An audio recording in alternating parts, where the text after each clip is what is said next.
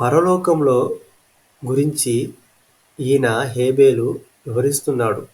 పరలోకము గురించి హేబేలు సాక్ష్యంగా భూమి మీద నిలిచి ఉన్నాడు. కాబట్టి తన యొక్క హేబేలు యొక్క ప్రార్థన పరలోకం నుండి జవాబు వచ్చి ఉన్నది. అయితే పరలోకం అనగా ఏమిటి? దీనికి గల కారణము, దీనికి గల సమాధానము అనేకులు భూలోకమునకు చాలా సుదీర్ఘమైన దూరం నందు వేరొక లోకము ఒక లోకంలో ఉన్నది అని అనేకులు ఆలోచిస్తూ ఉన్నారు.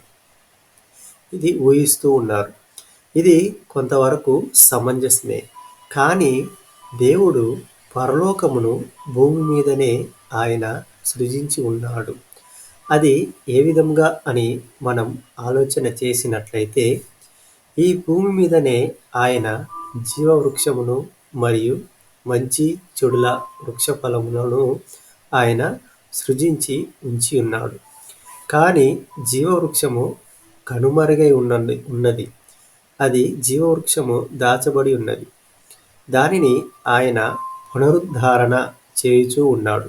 అనగా సృష్టి నుండి పునఃసృష్టిగాను, సృష్టి నుండి నూతన సృష్టిగాను ఆయన అనుమతిస్తూ దేవుని చిత్తమును బయలుపరుస్తూ ఉన్నాడు.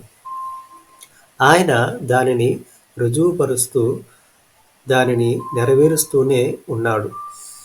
ఈ భూమి మీద పరలోకమునకు సంబంధించి ఏదైనా ఒక ఆనవాళ్ళు, ఏదైనా ఒక గుర్తు ఉన్నదా అని మనం ఆలోచన చేసినట్లయితే అది ఉన్నదండి. అది ఏమిటి అని మనం ఆలోచన చేసినట్లయితే అది జీవవృక్షము.